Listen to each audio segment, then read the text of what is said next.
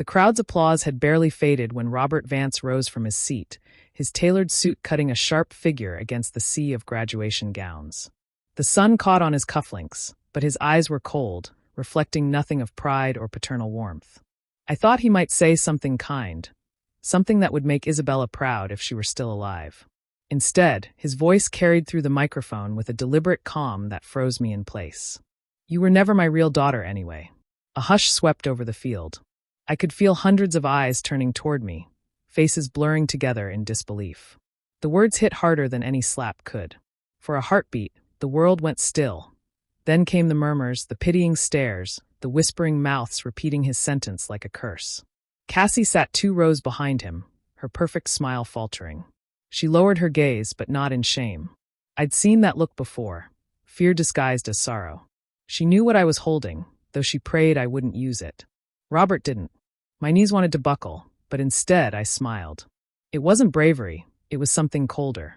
I walked to the stage as if nothing had shattered. The dean tried to stop me, but I slipped past him, my gown swaying like a banner of quiet defiance. When I reached the microphone, I looked out at the crowd, their confusion, their curiosity, their hunger for the next scene in this family tragedy. My voice came out steady, even light. "Since we're sharing DNA secrets today," I said, sliding an envelope from the pocket of my robe, "let's talk about the ones you've been hiding, Robert." Cassie's head snapped up. The blood drained from her face, and her hand gripped the edge of her chair like she might faint. Robert turned toward her, a flicker of unease cracking through his confidence. "You want to tell them?" I continued, meeting his gaze. "Or should I?" He tried to speak, but no sound came. I could almost see the gears turning, the calculations behind his eyes. The audience held its breath. "This," I said, lifting the envelope, "is proof that the son you parade around as your true heir isn't yours. He's Julian's. Your brother's." A wave of gasps rippled through the crowd. Cameras were already out, phones capturing every second. Cassie stood abruptly, her voice trembling. "She's lying." I turned to her. "Then you won't mind a DNA test replayed on the screen behind me." I made sure the university's media team received a copy. The color in her cheeks vanished completely. Robert staggered back, his expression collapsing into something hollow. His perfect world, the empire he'd built on lies, was burning, and I had lit the match. I left the stage to silence. No applause, no cheers, just the crackle of whispered disbelief. I didn't look back at Robert or Cassie. My diploma waited at the end of the aisle, and for the first time, I walked toward something that was entirely mine. When I think back to my childhood, I don't remember big houses or birthday gifts. I remember the smell of my mother's perfume, soft like lilies, and how her laughter filled every empty corner of the house. Isabella Vance wasn't just my adoptive mother. She was my entire world. She never let me feel like I didn't belong. When people whispered or hinted that I looked nothing like her, she would just smile and say, "That's because you're one of a kind." After my mother passed away, the house felt like it had lost its heartbeat. Every room seemed too big, too clean, too still. Robert stopped talking much. He'd leave early in the morning and return late at night, as if staying home was unbearable. The only sound that filled the place was the ticking of the clocks and the echo of things no one said anymore. At first, I tried to keep things as they were. I left Mom's favorite vase on the windowsill and kept her photos on the mantel. But over time, they started disappearing. One day, the vase was gone. Then the pictures. When I asked where they were, Robert said it was time to move on. His words felt heavy, final. Months passed before he introduced Cassie. I remember how he said her name, carefully as if rehearsed.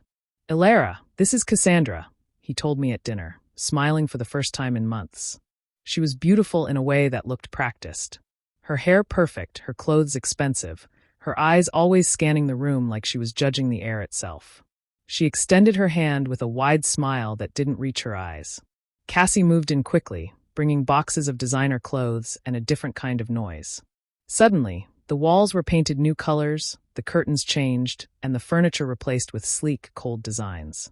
Everything that reminded me of Mom vanished. The old wooden table she loved, the mismatched dishes we used when baking gone. Cassie called it a fresh start. To me, it felt like erasing history. Robert seemed lighter around her. He laughed more, but not the kind of laugh that reached his eyes. It was shallow, careful. He started wearing brighter ties and talking about parties and people I'd never met. Cassie liked attention, and she knew how to get it. Whenever guests came over, she would hold Robert's arm and talk about how she was helping him rebuild. I watched from the corner of the room, wondering when we stopped being a family and became a show. She wasn't openly cruel, not at first. But there were little jabs, comments dressed as kindness. "Oh, sweetie, that outfit doesn't really flatter you," she'd say, or, "If your mother had lived, I'm sure she would have wanted you to learn proper manners." Always with that perfect smile. I tried to ignore it, but each word felt like a small cut. Robert never noticed, or maybe he didn't want to. He'd nod along as Cassie spoke, acting like everything was normal. Whenever I tried to tell him how uncomfortable I felt, he'd dismiss it. "Cassie's trying her best," he'd say. "You just need time to adjust." But time only made things worse. Cassie began controlling every detail of the house. What we ate, where things went, even how I should dress for family dinners. It wasn't just her voice that filled the rooms now. It was her presence, her scent, her need for perfection. The warmth that once lived in the house had been replaced by something cold and spotless. I stopped inviting friends over. I started spending more time in my room, the only place Cassie hadn't touched yet. Even there, though, I could feel her influence creeping in, Robert's words echoing through the walls, her perfume drifting under the door. The house that once felt alive had become a place where silence was safer than speaking. And in that silence, I began to realize just how much had truly changed.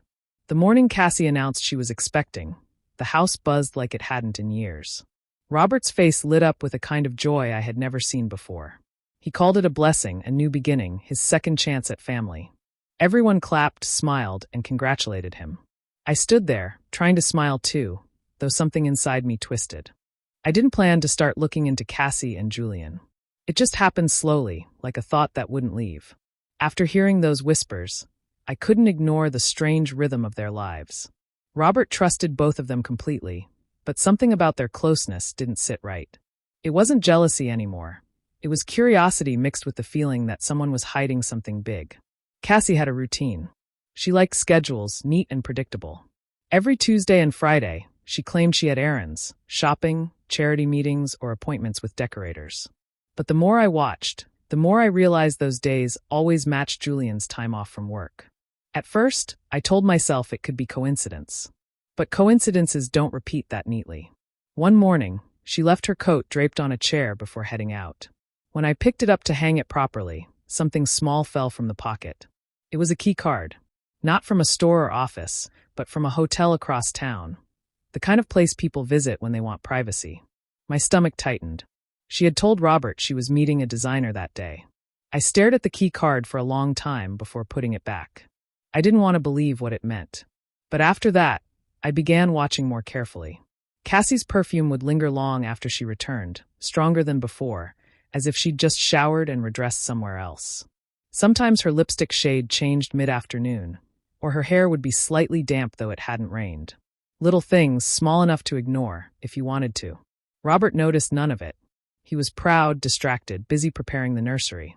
He called Cassie his miracle. I watched her smile at him, eyes soft but empty, and wondered how much of it was real. I started keeping notes, not because I wanted to play detective, but because I needed to see the truth written down. Dates times excuses. The pattern grew too consistent to dismiss. She'd leave at 10, come home after 3, and her phone would always be on silent. Julian's car would vanish from his driveway around the same hours. One evening, when Cassie forgot her purse on the kitchen counter, I peeked inside. There were receipts from restaurants far from her usual spots, places she never mentioned. One bill showed dinner for 2 at the same hotel, whose key card I'd found. My hands shook as I folded the slip back inside. It wasn't enough proof for anyone else, but I knew what it meant. I didn't tell Robert. Not yet. Something told me it wouldn't matter without undeniable evidence. He believed what he wanted to believe, and the truth would need to hit hard to break through that. So, I waited and planned quietly. I began following Cassie's car when she went out, driving a few blocks behind, far enough not to be seen. The first time I did it, I felt sick, guilty even. But when she pulled into that same hotel parking lot, all guilt turned to cold certainty. Julian's car was already there. I didn't confront her. Not then. I needed proof that no one could argue against, proof that couldn't be twisted or denied.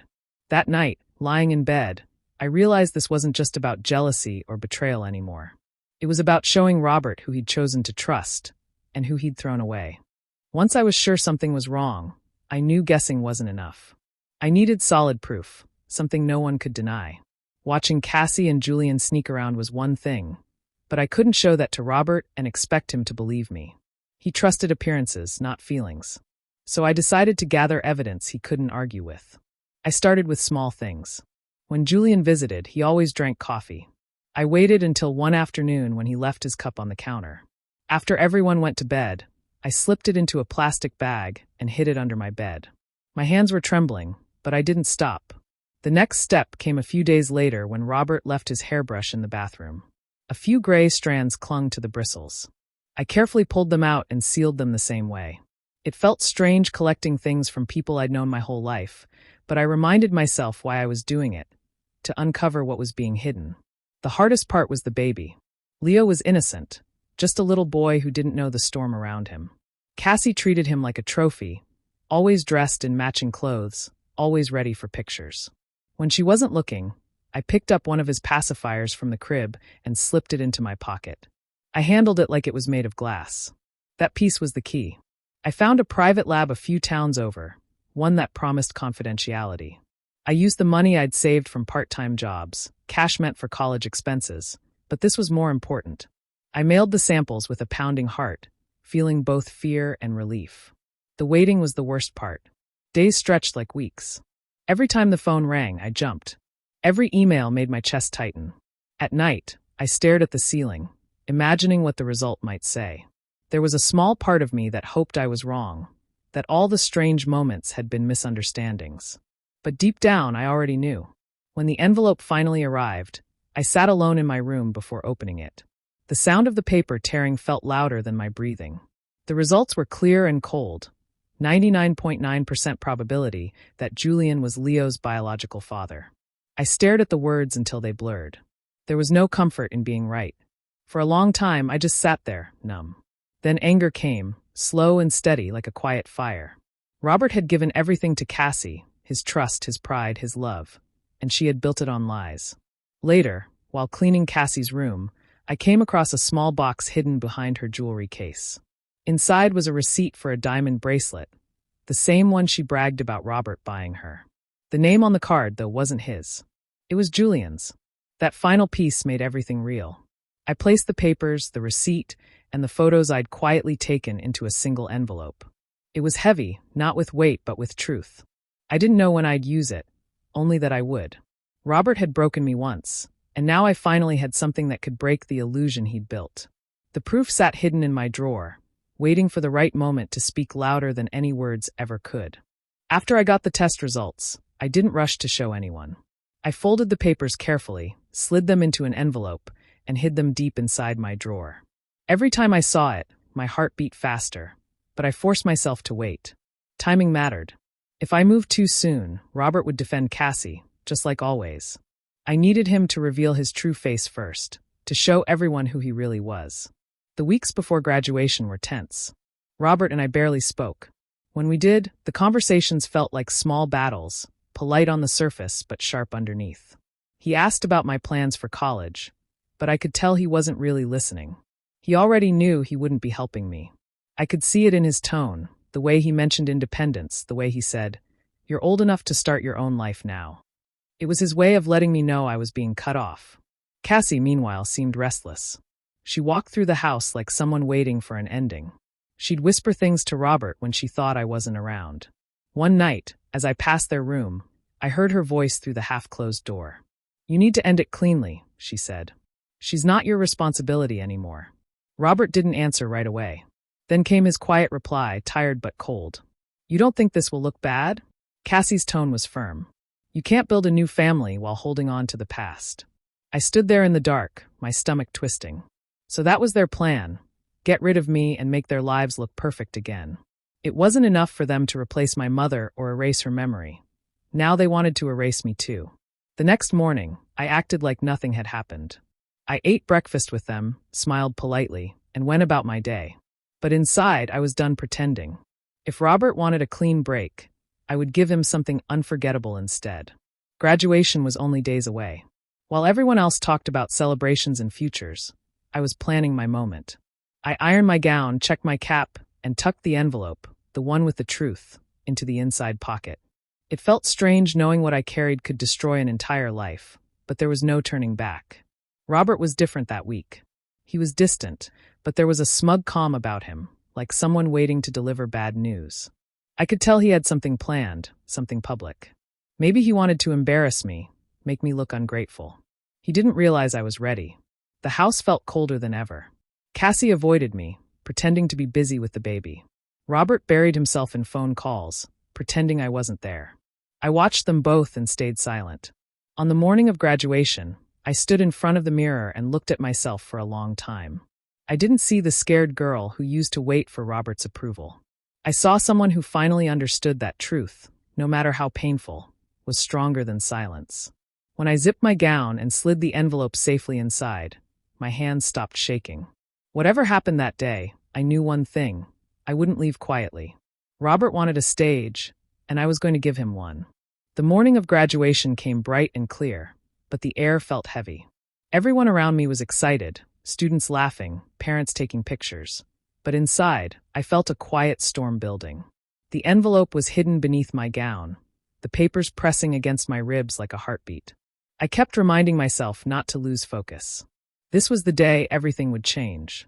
Robert and Cassie arrived together, dressed perfectly as always. He wore his usual proud smile for the cameras, but his eyes never met mine. Cassie clung to his arm, pretending everything was normal, though her hands kept fidgeting with her bracelet.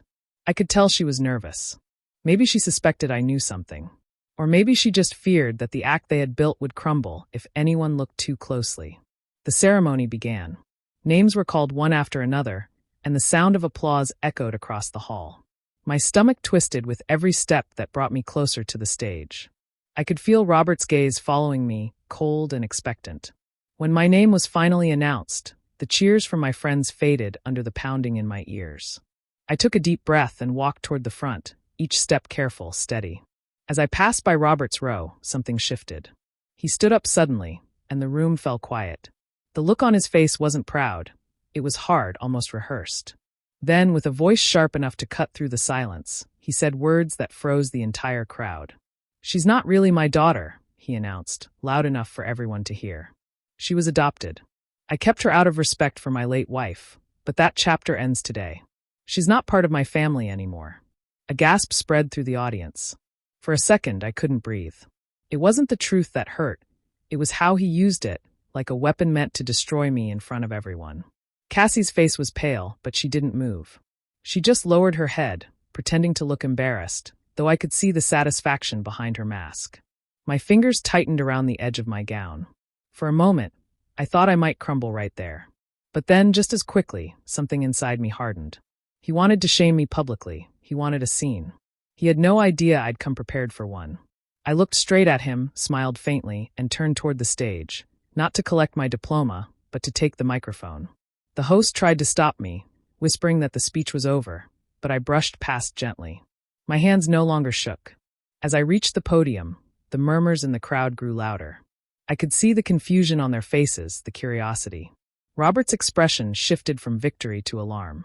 Cassie's hand went to her mouth. I adjusted the microphone and waited for the noise to fade. He thought he had ended me with a few cruel words. He didn't know the truth I carried was far heavier, and that it was about to tear his perfect image apart. I took one deep breath, feeling the envelope pressed against my chest, and looked straight into his eyes. The moment he thought he'd won was the one I had been waiting for all along.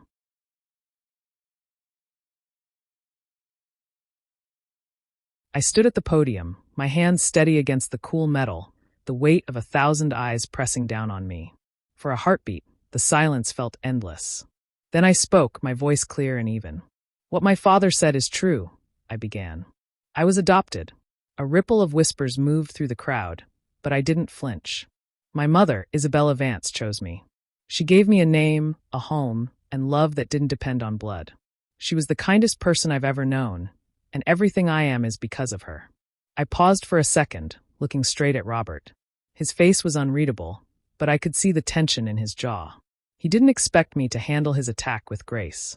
He wanted tears, humiliation. Instead, I gave him calm. "But since we're being honest today, I continued, my tone still soft. Let's not stop halfway. You're right, family secrets are ugly. So let's talk about one you've been hiding. Cassie stiffened instantly. Her eyes darted toward Robert, then back to me. I could almost hear her breath quicken. The audience leaned forward, sensing the shift. I reached into my gown and pulled out the envelope, the edges worn from being held so many times. This, I said, holding it up, is proof that honesty works both ways. I opened it slowly and unfolded the papers, letting the rustle echo in the quiet hall. You see, while you were celebrating your so-called miracle child, there was something you didn't know. Your wife, Cassie, has been sharing more than family dinners with your brother, Julian. A shocked murmur swept through the room. I looked at Robert, his eyes widened, his body leaning forward like he hadn't heard me right. Cassie stood frozen, her hand gripping the back of her chair. You're lying, she said weakly, her voice trembling. I ignored her and continued, my words steady. These are DNA results. They show that the child you call your son isn't biologically yours. I turned the paper so the audience could see the official seals and signatures. He belongs to Julian, which means your heir is actually your nephew. The room erupted. Gasps, shouts, whispers, all blending into one sharp noise that filled the auditorium. Cassie's face drained of all color. She turned toward the exit, stumbling as she tried to escape the eyes burning holes into her back. Julian, sitting near the side, dropped his head, unable to meet anyone's gaze. Robert stayed seated, his hands gripping the edge of the chair. The strength he always carried, the authority, the pride vanished. His face fell as if the air had been sucked from his lungs.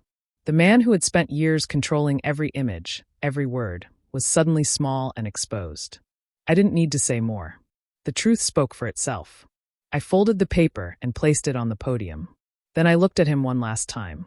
You wanted the world to see who I really am, I said quietly. Now they see who you are. Without waiting for applause or questions, I stepped away. Behind me, chaos broke loose, voices rising, chairs scraping, cameras flashing. But I didn't turn back. The storm I had carried for years had finally broken, and for the first time, I felt light. I didn't stay to see what happened next. While everyone around me whispered and stared, I walked down the steps of the stage, picked up my diploma, and kept going. My hands didn't shake anymore. Outside, the air felt different, clean, open. I didn't look back at the auditorium. I had said what needed to be said. Whatever came after belonged to them, not me. In the days that followed, the story spread quickly. People talked about the scene at graduation, about Robert Vance's secret life and his wife's betrayal. Reporters waited outside the gate, neighbors whispered behind curtains. The proud family name he'd guarded so carefully was now a subject of gossip. Robert stopped going to work, and Cassie disappeared from the house within a week. Their perfect world had cracked wide open. I didn't enjoy watching it happen. There was no satisfaction in seeing pain, only a quiet sense of balance returning. Robert filed for divorce. Julian left town without saying a word. The two brothers, once inseparable in business, no longer spoke.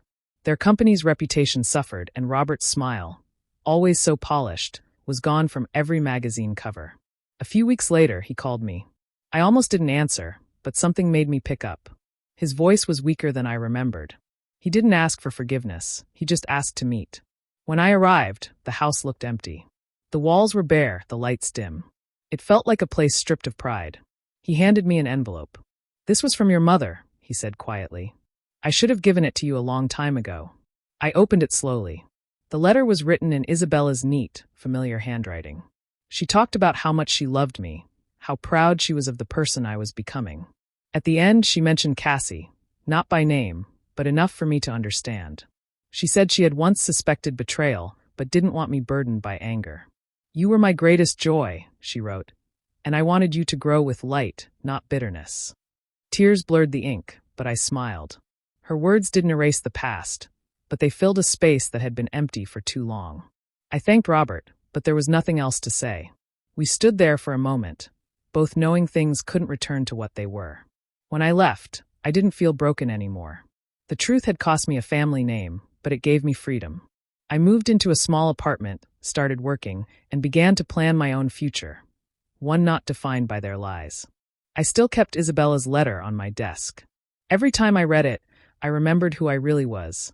Not Robert's shame or Cassie's target, but Isabella's daughter, the one she chose and the one who finally chose herself.